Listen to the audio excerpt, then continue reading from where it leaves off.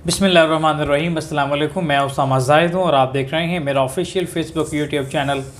नाज़रीन, पाकिस्तान तहरीक लब्बैक के अमीर हैं साद हुसैन रिजवी।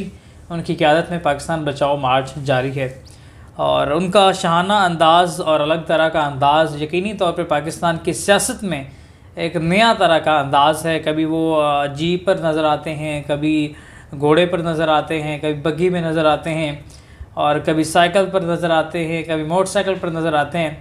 हर रंग में उन्होंने दरअसल ये मैसेज है उन लीडरान के लिए जो इस तरह से सलाम लेते हैं, जिनकी मुलाकात के लिए लंबी कतारें होती हैं लेकिन उनके पास टाइम नहीं होता, और जो लीडरान घर के बाहर हसार तो लोगों का बनवाए रखते हैं लेकिन मुलाकात के लिए सालों गुजर जाते हैं और वो भी मुलाकात सामने नहीं आती। और पाकिस्तान के साबिक वज़ीर आज़म इमरान ख़ान साहब ज़मान पार्क में तकरीबन मैंने 4 मंथ से ज़्यादा, तकरीबन 5 मंथ बनते हैं, मैंने वहाँ पर ड्यूटी दी और उनकी बीट में मेरे पास थी ज़मान पार्क की। जितनी भी न्यूज़ कवर करता था मैं ज़मान पार्क से, तो वहाँ पर कई महीनों से आए हुए लोग जो उनकी मुलाकात नहीं हो सकी। और फिर हमने देखा कि रमज़ान का महीना आया। रमज़ान के महीने के अंदर इमरान ख़ान साहब ने एक स्ट्रेटजी बना दी कि जितने भी जो कारकुनान है वो उनसे मुलाकात कर सकेंगे।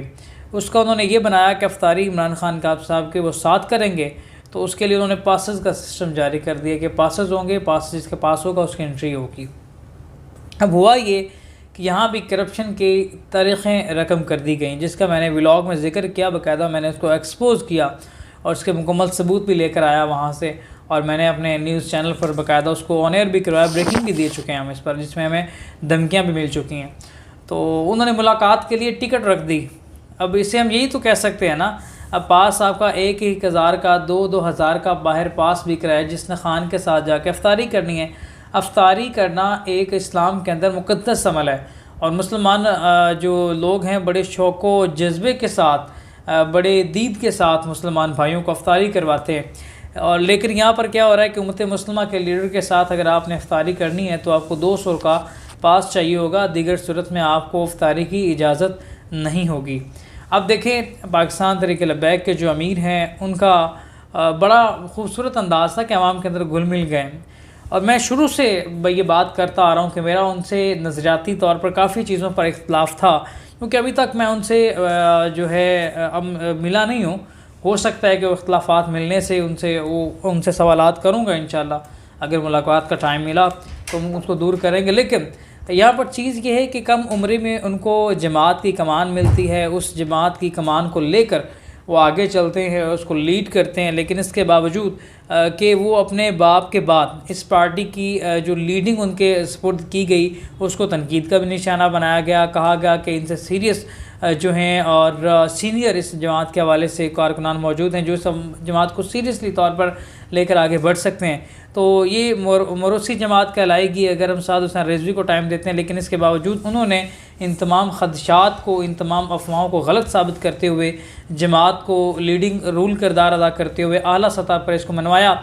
और जिस तरह से ख़ादम हुसैन रिजवी की जब दौर था उस वक्त सोशल मीडिया पर जमात बैन कर दी गई थी, और पाकिस्तान तहरीक इंसाफ के दौर में सोशल मीडिया पर अगर आप ख़ादम हुसैन रिजवी की या TLP की कोई तस्वीर अपडेट करते थे, आपका अकाउंट को जो रिस्ट्रिक्शन देकर कई दिन के लिए बैन कर दिया जाता था। और अगर आप इसके बावजूद दूसरी दफ़ा पोस्ट करते हैं तो आपका अकाउंट जो है वो सस्पेंड कर दिया जाता था। लेकिन हमने वो वक्त भी देखा कि वही इमरान ख़ान, जिनका मेन स्ट्रीम मीडिया पर भी तस्वीर दिखाना जो है इस वक्त मुकम्मल तौर पर बैन हो चुका है। ये इसे कहते हैं अल्लाह की लाठी बेआवाज़ होती है। अगर आप किसी सियासी जमात को दबाने की कोशिश करेंगे तो आप नहीं दबा सकते। मैं तो अभी भी ये कहता हूँ कि पाकिस्तान तहरीक इंसाफ को ख़त्म नहीं किया जा सकता। कोई भी सियासी जमात जितना वक्त उसको लगता है बनने में उतनी देरी उसको ख़त्म होने में भी लगती है।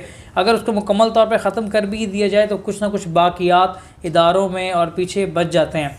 अब साद हुसैन रिजवी ने जिस तरह से कमान संभाली, लग ये रहा था कि ख़ादम हुसैन रिजवी के बाद TLP जो है वो अपने आखिरी सांसों में ख़त्म हो जाएगी, लेकिन हम भी गलत साबित हुए और उनकी पार्टी जो है आला सतह पर उसने अपने आप को मनवाया और लीडिंग रोल अदा करते हुए पार्टी का जो एलामिया है, पार्टी का मौक़िफ़ है, पार्टी का मंशूर है, आवाम के दिलों में और नौजवानों के दिलों में घर करने में मसरूफ़ हुए और इसी तरह अपनी जदोजहद में लग गए।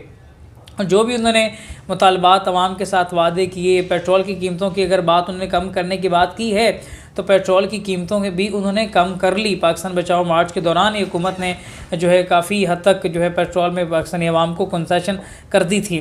तो इसका मतलब ये है कि पाकिस्तान के तब जब बहुत ज़्यादा मसाइल अवाम को दरपेश हैं, मुआशी सियासी मसाइल से हम दो चार हो चुके हैं, तमाम सियासी अब जमातें जो हैं अपने अटकंदों में मसरूफ़ हैं, अपनी लड़ाई में मसरूफ़ हैं, उस दौरान एक जो है 27 साला 26 साला नौजवान जो उठता है, वो नौजवानों को लेकर एक बड़ा जमा गफ़ीर लेकर आवाम का दर्द रखते हुए सड़कों पर आ जाता है। तो बाबा खादिम हुसैन रिजवी ने एक जुमला कहा था और उनके जलसे में कवरेज करने के लिए मैं भी मौजूद था।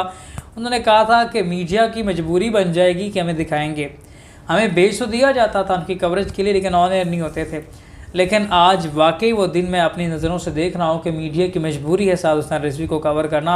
मेन स्ट्रीम पर उनकी प्रेस कॉन्फ्रेंसें भी आ रही हैं, हेडलाइन में भी जगह मिल रही है।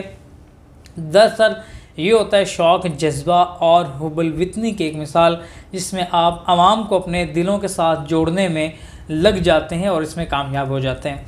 साद हुसैन रिजवी से ये एक्सेप्ट नहीं कर सकते थे हम कि वो इस तरह से लीडिंग रोल अदा करेंगे, लेकिन उन्होंने किया और हमने वाज़ेह तौर पे देखा। उसकी मिसाल जो है इस वक्त पाकिस्तान की सड़कों पर देख रहे हैं। और इसके अलावा नौजवानों में मैं पिछले व्लॉग में भी बिलावल भुट्टो और साद रिजवी का मुआजना कर चुका हूँ कि दो नौजवान हैं, दोनों सियासी रहनुमा हैं। तो बेसिकली अगर मैं ये सारी सिचुएशन देखने के बाद अगर मैं एक बात करूँ, शायद कुछ को लगेगा कि मैं एक पल्ला भारी करके बात कर रहा हूँ, लेकिन ऐसा नहीं है।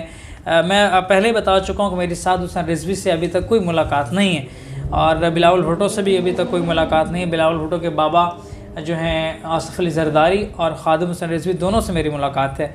तो लेकिन इन दोनों से मुलाकात नहीं है, लेकिन मुआवजा करने का मकसद है कि पाकिस्तान की आने वाली सियासत में इन दो नौजवानों का अहम रोल जो है वो देखने में और डिस्कशन में आ रहा है। तो उसका मैंने मुआवजा किया, तो मैं एक ही बात पे पहुंचा हूँ कि इन दोनों का कोई मुआवजा नहीं है। साद हुसैन रिजवी कई दर्जे बिलावल भुट्टो पर बरतरी हासिल करते हैं। इसी के साथ अपने मेज़बान उसामा ज़ाहिद को दीजिए इजाज़त। अल्लाह ने के बाद।